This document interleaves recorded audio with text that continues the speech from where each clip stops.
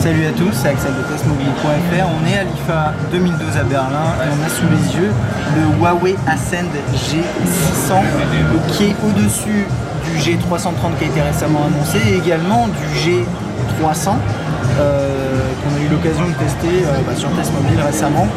Il tourne sous une surcouche, c'est Android 4.0 ici, on va le voir un petit peu après, avec une surcouche qu'on a déjà eu l'occasion de découvrir à travers notre test du Honor ou du G300. Alors rapidement sur les specs, qu'est-ce qu'on a sur ce G600? On a un processeur à 1,2 GHz, c'est du dual core, on est Android 4.0. On a 4 Go de mémoire interne extensible jusqu'à 32, on a 768 MO de RAM, on a un écran 4.5 pouces, c'est du Gorilla Glass, c'est assez commun et les niveaux résolution c'est 540 par 960. Et c'est à peu près tout ce qu'il y a à dire là-dessus, à part l'appareil photo, c'est du 8 mégapixels avec flash LED. Voilà. Alors au niveau du design, c'est vraiment assez rectangulaire 16/9 comme format, du coup il tient très bien en main malgré la taille de son écran 4.5 pouces, c'est assez agréable. Ici on a une caméra frontale combien 0,3 mégapixels, voilà, avec quelques capteurs, des touches ici.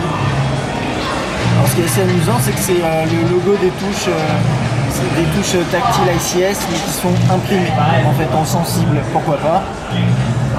Un micro en dessous, rien d'autre.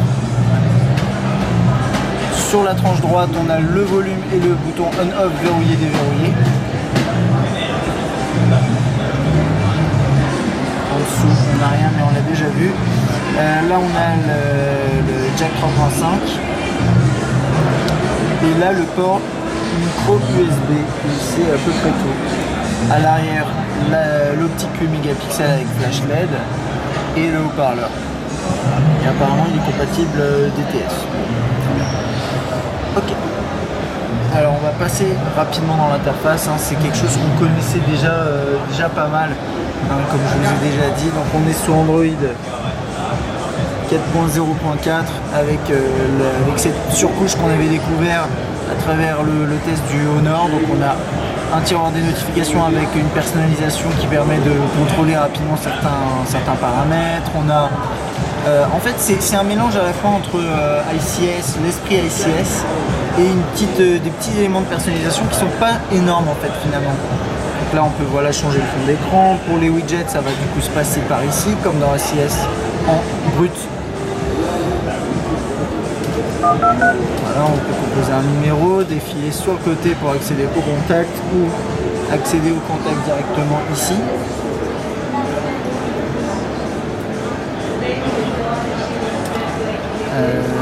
Ça c'est un peu étrange, j'ai appuyé là et je me retrouve là-dessus sur la gestion de la mémoire, ok, je ne sais pas. Voilà. Ok, donc ça fait partie. Alors Huawei a plusieurs claviers à chaque fois, là on les voit peut-être pas trop parce qu'il n'y en a que deux, trois. Donc là il y a le clavier français classique d'Android. Et il y a également le mode de saisie Huawei que je connais pas très bien. Là il est en QWERTY, non il est en QWERTZ même pour le marché allemand. Moi c'est le clavier, voilà, c'est ce clavier là. Je me rappelle qu'on avait testé le Honor et le G300, on avait plus de claviers, donc on verra lors du test, il ne faut pas trop se faire d'avis sur ce genre de choses pour l'instant. Le multitâche bien sûr. Tout est plutôt fluide dans l'interface, je n'ai pas de reproches particuliers à faire à ce propos. Qu'est-ce qu'on a d'autre? Les applications classiques, on a la galerie qu'on va aller voir rapidement, qui n'a pas été personnalisée. On a l'appareil photo, on va aller voir rapidement l'interface. Voilà, celle-là par contre a été personnalisée par le constructeur. Donc ça ressemble un peu à ce qu'on a sur le Y201 Pro. C'est une interface facile à utiliser qui est peut-être mieux faite que l'interface par défaut dans Ice Cream Sandwich. Donc ça c'est pas mal avec quelques effets, etc. Voilà. Puis on peut passer en mode vidéo. Et on peut filmer juste en VGA, c'est un petit peu surprenant. En dual core 1,2 GHz, je me dirais bien qu'un petit 720p ça me paraît bien. Bon, peut-être que ça tombera dans la version commerciale, je ne sais pas. Le lecteur musical, alors là c'est vraiment celui de base dans la CS. Je vais voir s'il n'y a pas d'autres choses intéressantes. Bon, c'est assez basique hein, là comme ça.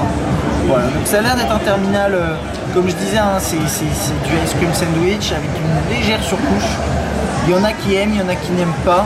Moi je trouve ça plutôt intéressant pour du dual core 1,2 GHz. On va voir comment ça se profile à travers un test, et puis également on parlera prix et disponibilité prochainement dans un prochain article sur Test Mobile, parce que là pour l'instant je les ai pas en tête.